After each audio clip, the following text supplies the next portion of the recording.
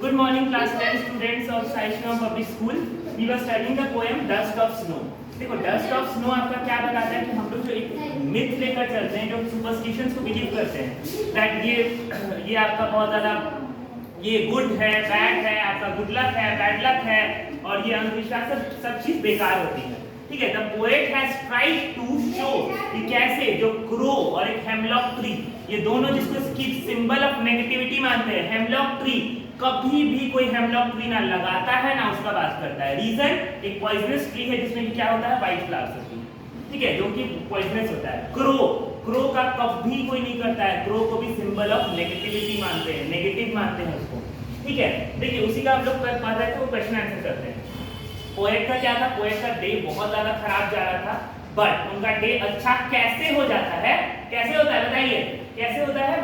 वो जो dust of snow उनके ऊपर जो गिरता है उसके कारण अच्छा हो जाता है, राइट। और वो डस्ट ऑफ स्नो के ऊपर कौन गिराया? क्रो गिराया। कैसे गिराया? वो हेमलॉक ट्री, किस चीज से गिराया? हेमलॉक ट्री से। दोनों नेगेटिव चीज मिलकर उनका एक स्पॉइल्ड डे को अच्छा कर देते हैं। क्वेश्चन आंसर देखिए, what is the dust of snow? Dust of snow क्या है?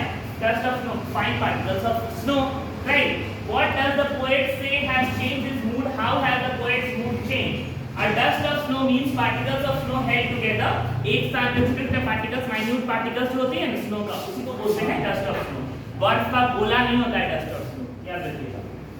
Mood of the poet changes, कैसे change होता है? When they fall on him, जब उनके ऊपर गिरता है वो तो क्या हो जाता है, आपको उसका mood change हो जाता है। However, their falling on the poet changes his mood for the better and he begins to enjoy the beauty of nature in quite a different way।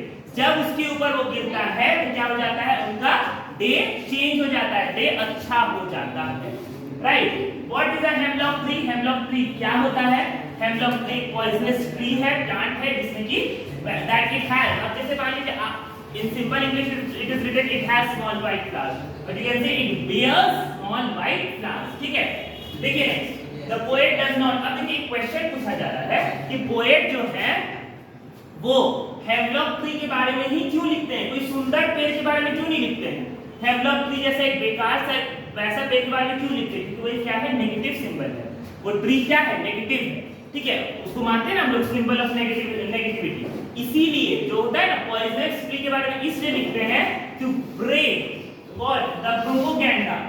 Okay, to break the propaganda. Propaganda क्या होता है? False चीज जो कि आपको सही मानवा दिया जाता है, वो चीज को ब्रेक करने के लिए क्या लिखते हैं? Because it shows the dejected mood, बताता है क्या कि पोएट का क्या है, मूड बहुत ज्यादा खराब है। दो चीज रहता है, एक तो पोएट का खराब मूड, spoiled mood, and the second thing क्या बताता है उनका, to break the propaganda. Okay, ये आप लोग ये सब ऐड करिएगा। I have not written the full answer, you have to write it, you have to complete it. Third question, what do the crow and hemlock tree represent, explain, ये आपको खुद से लिखना है। ठीक है, write it and then bring your notebook for correction. Thank you so much.